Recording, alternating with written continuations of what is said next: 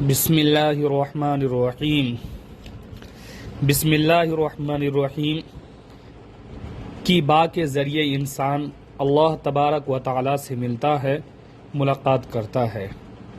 بسم اللہ الرحمن الرحیم کا مطلب سمجھ لیجئے۔ شروع کرتا ہوں اللہ کے نام سے جو مہربان، بہت ہی بڑا مہربان ہے۔ اللہ اس میں جلالی ہے، اس لیے رحمان رحیم لائے۔ اللہ میں میم کا مخرج شفتین ہے، ہونٹ ملتے ہیں۔ انسان اللہم کہہ کر رب سے ملتا ہے۔ رحمان رحم سے مشتق ہے، جس کا معنی ہے پھولنا، سکڑنا۔ مادر رحم کو بھی رحم اس لیے کہتے ہیں کہ وہ سکڑتا رہتا ہے، کھلتا بند ہوتا ہے۔ جب حمل ٹھہر جاتا تو وہ بند ہو جاتا ہے۔ جب کوئی بیمار ہوا، میرا رحم، اللہ تبارک و تعالیٰ فرماتا ہے جب کوئی بیمار ہوا میرا رحم دل کھل گیا۔ سوال پیدا ہوتا ہے کیا اللہ کا بھی دل پھولتا ہے؟ اس کا جواب دیا جاتا ہے جب رحمان کی نسبت اللہ کی طرف کی جائے تو نہایات مراد ہوتی ہے، بدایات مراد نہیں ہوتی۔ مثلا کوئی بیمار ہو گیا، دعا کروں گا، یہ بدایات ہے۔ ماں بچہ کی محبت میں کسی بھی کام کو چھوڑ دیتی ہے، یہ نہایات ہے۔ اللہ بھی بندے کو اپنی گود میں لے کر قرار دے دیا۔ ہر وہ صفت جس صفت کو خدا کی طرف نسبت کرنے میں تغیر حدوث لازم آئے، وہاں نہایات مراد ہوتا ہے۔ اسی طرح خدا کو شرم آتی ہے جب کوئی بندہ زنا کرتا ہے، مراد اللہ تبارک و تعالی زنا کو ناپسند کرتا ہے۔ خدا نہیں شرماتا ہے اس بات سے کہ وہ کوئی بھی مثال بیان کرے۔ شرم سے کوئی چیز بندہ چھوڑ دیتا ہے، جیسے زنا کرنا، سگریٹ پینا وغیرہ، اور شرماتے ہیں اللہ تبارک و تعالی کہ سفید بال والے کی دعا قبول نہ کرے۔ اللہ بھی مکر کرتے ہیں۔ یہاں یہ تمام جگہ نہایات معنی مراد ہے، یعنی تدبیر کرتے ہیں۔ مکر کرنے کا مطلب یعنی اللہ تبارک و تعالی تدبیر کرتے ہیں۔ رحمان رحیم میں فرق۔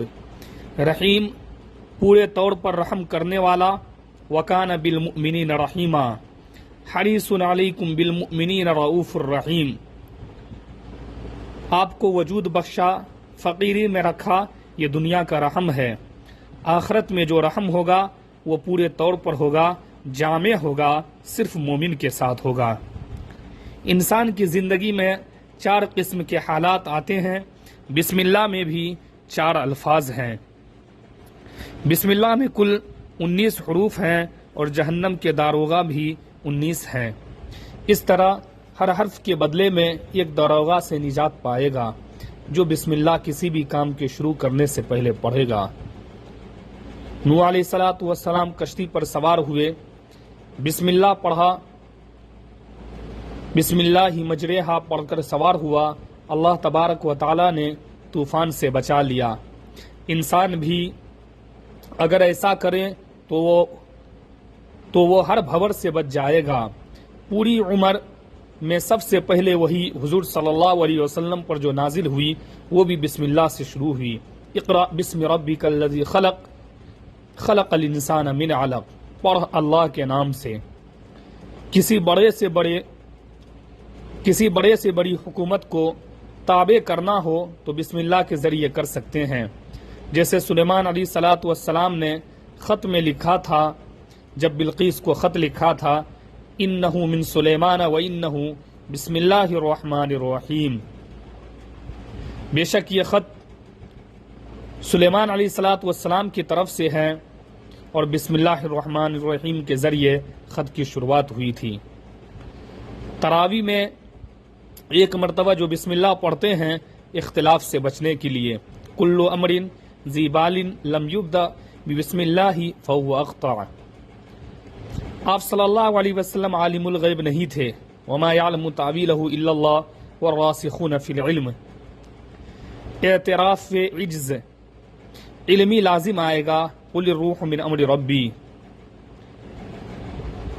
یہ بسم اللہ الرحمن الرحیم پڑھنے سے فائدہ ہے اور یہ بسم اللہ الرحمن الرحیم پڑھنے کا حکم اس لیے دیا گیا ہے ہر کام کے شروع میں، تاکہ وہ کام مکمل ہو، وہ کام اکمل ہو اور اس کام کی تکمیل ہو۔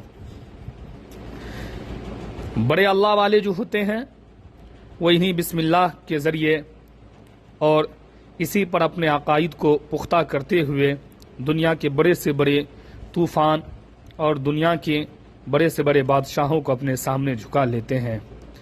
شیخ سلیم چشتی رحمۃ اللہ علیہ بادشاہ وقت ملنے آنے لگے تو پاؤں کھڑا کر کے سو گئے۔ لوگوں نے کہا کہ بادشاہ میرے غلاموں کے غلام آ رہے ہیں۔ مرید نے کہا کہ یہ کیسے؟ کہا میں نے نفس کو غلام بنایا اور بادشاہ نفس کا غلام ہے۔ فقیر امیر کے دروازے پر اچھے نہیں لگتے، امیر فقیر کے دروازے پر اچھے لگتے ہیں۔ اس لیے ہم لوگوں کو چاہیے کہ کسی بھی کام کو شروع کرنے سے پہلے بسم اللہ پڑھے۔ بسم اللہ کی بہت بڑی فضیلت آئی ہے، اور بسم اللہ پڑھ کر کسی بھی کام کو شروع کرنے سے اللہ تبارک و تعالی اس کام کو پائے تکمیل تک پہنچاتا ہے، اس کام میں برکت دیتا ہے، اور بسم اللہ کے ذریعے شروع کرنے سے اللہ تبارک و تعالی ہر بھور سے انسان کو بچاتا ہے۔ اللہ ہم سب کو عمل کی توفیق عطا فرمائے۔